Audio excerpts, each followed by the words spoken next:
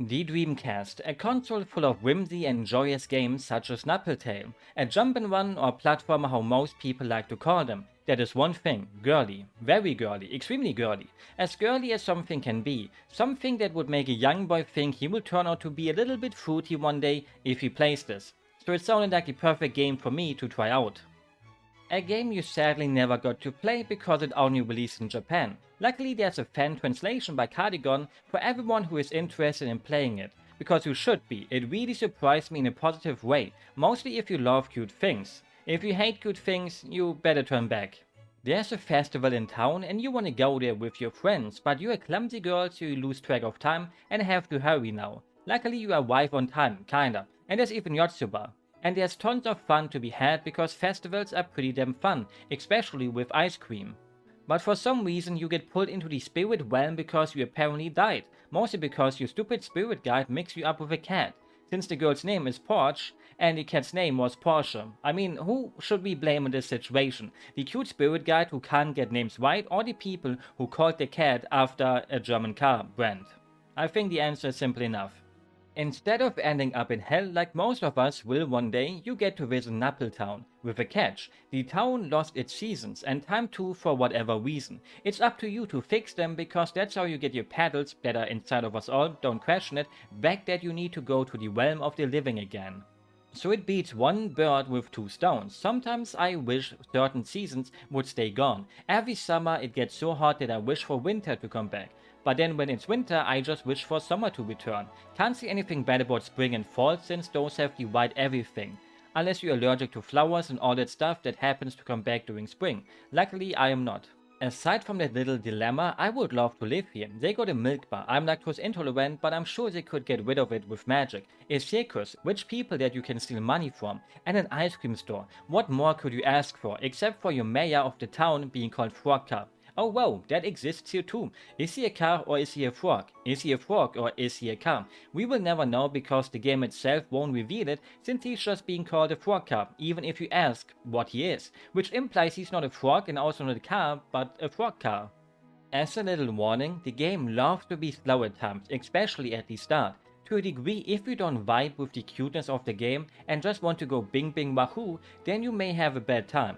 It's not the kind of game where you just pick a stage and get to jumping, and even in the stages themselves you get stopped by going into houses, having to backtrack a little bit, dialogue, blah blah, which I didn't mind at all because I love cute things and the game quickly pulled me in with its charm alone. After you explored enough of the hub world, you just get out into one of the streets and then the real adventure begins. It's a 3D jumping one, not a 5.2D one like I thought before I started playing it. You may see it from the side like a 2D one, but you can walk into any direction you want to, so it's 3D, just like our life. You can also walk into any direction you want to, if you want to.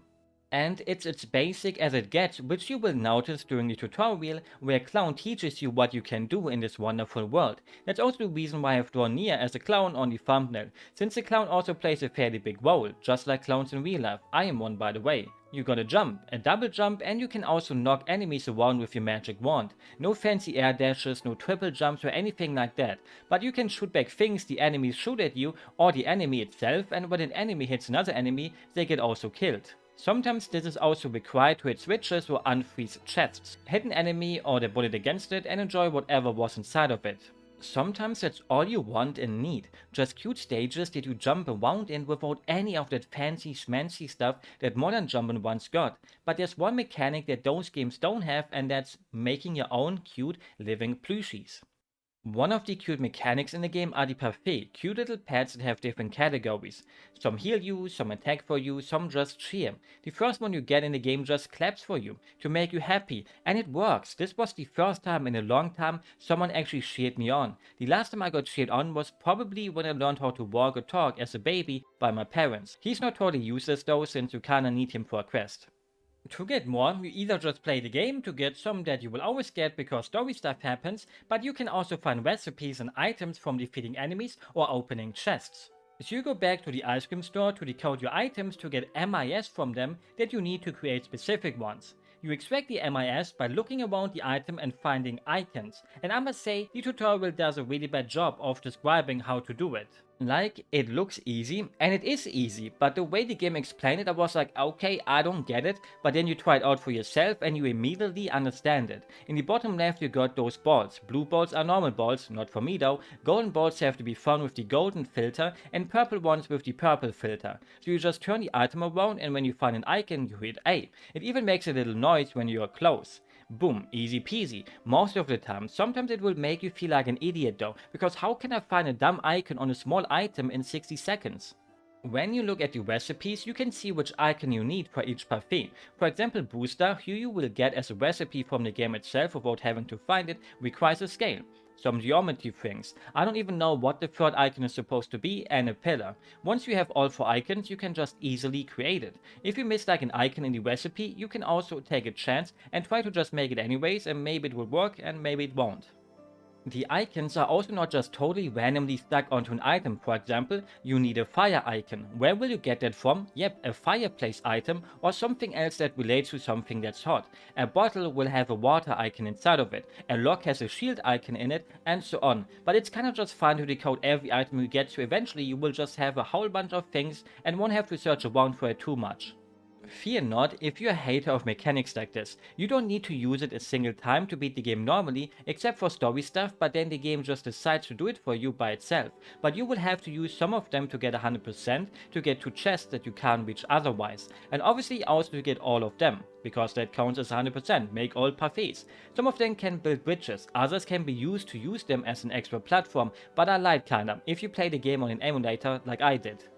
There is a bug in the summer level where normally there's floating platforms that come from inside the waterfall and go back and forth. On an emulator they just disappear, or have a really low chance of actually working. At first I went back and forth trying to find a switch but couldn't find anything, so I pulled up a long play and well, totally normal working platforms. So I watched everything they've done in the level to find something they did differently, and there was nothing I did wrong. So I looked at another playthrough and there it was, the same bug. So I looked around in it and found out that with a parfait called Bridgetto, he's Italian I think, you can make a bridge spawn. That's where its name comes from, obviously. And with it I could proceed. That's the only time I ever needed to use a parfait. Other than that, they're just little helpers that you can use if you want to. There's also another breed of parfaits, but more about that later. The stages themselves are just cute, walking up a big autumn tree, an ice palace, a beach, the kind of things you would expect from the fitting season forward. The level design is nothing mind-blowing that makes you think it was wonderfully crafted in such a way that rivals the absolute top tier jumpin' ones, but it just feels nice jumping and running around in here with such scenery. One of my favorites was the festival stage because it has minigames built into it, like the shooting gallery where you have to stand in front or behind objects to shoot them down or shove boxes around. People who watched a couple of my videos know that I am just a lover of minigames in Jumpin' Ones, and I know many people are not, but this is just one stage, so don't be afraid. You can even ride on a roller coaster. I love riding on roller coasters in real life, but also in video games. Every video game needs to have those, not just jumpin' ones. Despite not loving Nier Automata a whole bunch, I can appreciate it for its theme park area. Even the best Mario game Sunshine has one of those after all. My favorite 3D Mario game is actually Galaxy 2, but I included this part of engagement bait, so you could tell me how wrong my take is and hate on Sunshine in the comments. Even though I think if I reveal it like this then it won't work. Inside these stages, you will also find the NPCs from Napple Tale, but they're like different personas. They're kinda the same, but also kinda not the same. So you may sometimes have to solve their problems for them to continue on. Mostly you do that by just beating the stage pretty much, but others are a bit more complex, like the inner workings of my brain. For example, you have to go back to an earlier stage, but suddenly there's X. These X won't let you pass, so you get out of the level and find the girl who is responsible for putting those X there. The problem is, she is so much into drawing that she does not care about you. She also ran out of pages to draw on, so she drew on X, which then turned into X in the level. Don't question it, the worlds are connected on a spiritual energy and all that, somehow. Anyone else who always hated Humpty Dumpty, that stupid egg deserved to fall and crack itself open all the time. How do we fix that? By making a furniture parfait, making them work just like the pet ones, but you know, they're furniture instead, like a sketchbook. So you have to create it and give it to her. Sadly you can't use these for yourselves really. There's also tons of side quests with them that can also make the town look more pretty, like Mayor Frodka asking you if you can create lamps to make the fountain in the middle look even nicer. or making up a new ice cream flavor for your little guide pet so he makes tons of money with it, without even letting you get a taste of the ice cream. I hate him. Actually, I don't. He is cute and cute things can't be hated on. And those little stories are also just really cute, like the story of Alice, who is always tired because she either lacks sleep or sleeps way too much. Gotta love a sleepy queen. Or the story of Cicely, who was a witch once but then not so anymore, and she longs for the past to be back when she suddenly turned into an older woman, which then turns into a motivational boss fight where instead of beating her up, you just have to pick the right answer to cheer her up. Which apparently I am not good at. Like, what would you choose? Telling a person with too attached to the past to let go of the past, or telling them that you love pretty dresses? I thought I picked white, but I didn't. Sometimes people don't want to hear the truth, and instead you just gotta tell them what they want to hear. Almost every stage has a boss like this at the end of it, but most of them are more classical bosses, instead of a quiz boss like I just talked about. I love it when early 3D models like this just blow up. There's just something special about it.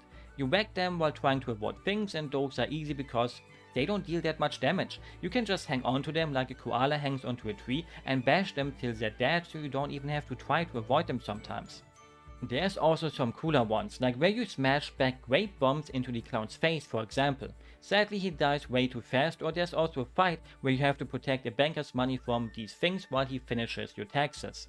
I hope you're paying your taxes. The Finanzamt will find you if you don't. Unless you're rich, then it's totally fine and you can continue not paying them. They're nothing really special gameplay wise for the most part, but they're all just so colorful that it makes me look forward to seeing them. I love bosses in video games. I just love them, except if they're too frustrating. But the bosses here are a little bit too easy, but I still love them, because cute. Cute trumps everything, I have to say it 50 times.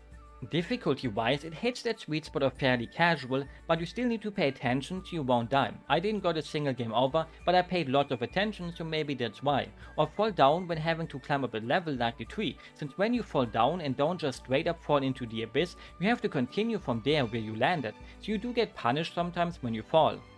The real difficulty lies in getting 100%. Because you will have to replay stages with certain parfaits to make certain jumps, be able to use switches and all that kind of stuff.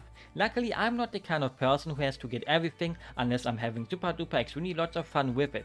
Like I had fun with the game, but I would not have fun collecting 100% in here. Especially since you have tons of parfaits to make and also cards to collect that you can get through a gacha machine or by doing side quests. That's what the coins for that you collect in the game. They allow you to use the character or enemies through a 3D model viewer, so it's worth it though. The OST was also produced by Yoko Kanno, known from such obscure anime like Cowboy Bebop. There's even a cute little nod to it at the end, like the ending screens of the anime. You're gonna have to carry that weight in your next daydream. When it comes to the music of the stages, everything is just a really comfy vibe. They sound exactly how you imagine them to sound like most of the time. The winter theme makes you feel, yep, that's a winter theme. It's like getting into a desert stage in any old school 2D jumpin' one and immediately knowing which kind of music will play. You know the one. Not the kind of music that gets stuck in your head, but it's nice to listen to. When it comes to the vocal songs though, it's kinda not my style. I do like the look of the cutscenes where they show up though. It shows you how much the presentation of a game can make it way better than it would be if they didn't put so much care and love into its visual design. Despite the game being so basic and simple, it just makes you have fun anyways, even if you would want something more challenging. You want to talk to the people in town because they're cute and make you happy. You want to visit the stages because they give you a warm, comfy feeling, even during the winter stages. You want to create cute little parfaits because they're just really damn cute. It's a playable fairy tale with cute little references to some of the more popular ones like Alice in Wonderland. I don't think the game would have been too much of a hit if it actually released in the West, mostly because, well, it's a Dreamcast game. But it would have become one of those beloved, underrated games such as Clonoa that just make you have a jolly good time. I know, I'm using way too many wholesome words this video. I should say something bad instead. Back in the day, you also had the whole stigma about how a game like this would be only for little girls. And to a degree, if someone said that, it wouldn't have been overly wrong. The Wikipedia page says it was a game mostly designed by women for women or girls. Would I have enjoyed it back in the day already? Probably. I watched stuff like Sailor Moon, Pretty Cure or Doremi and enjoyed them before Digimon aired right after. Who cares if something is mostly aiming at boys or girls? If I like it, then I like it. Simple as that. I think it's important that some products or things in life are just designed like that. Not everything has to be made to also appeal to other groups of people. Some things should just be unashamedly girly or manly. I am not some kind of gender scientist who researches what boys or girls nowadays like, and I think everyone can enjoy the things they want. Let boys play with Action Man, let girls play with Barbies, and vice versa. If a boy doesn't want to play with Barbie or a girl doesn't like action things, that's totally fine. Buy your kids what they want, not what you want them to play with. But I have one conspiracy theory I truly believe in. Nowadays people say dinosaurs had feathers on them, and sure, some of them did, and eventually they even became the things we call chickens and birds nowadays. I refuse that the T-Rex or other big dinosaurs had them though, and it's a way to turn dinosaurs into a more unmanly thing to like. Why they would do it? I don't know. Maybe to force boys to play with puppets instead of with dinosaurs, because a T-Rex with feathers just looks lame as hell. So lame that you would rather buy a Barbie than a T-Rex figurine, since otherwise T-Rex toys outsell all the other stuff, so they had to find a way to make them sell less, because, well, they just, the toy companies. Actually, I'm just joking. Please don't think that I'm into such theories, please. I may be weird, but not that weird. With that said, I hope you enjoyed the video and will have a good day, and good night or whatever fits your time zone. Excuse me while I wish for parfaits to be real, because we all wanted cute cuddly little plushies that are actually real, without having to take care of them. Imagine being able to talk to them while just being comfy in bed. I swear I'm totally fine and years of living in solitude have not fried my brain by now. Bye bye.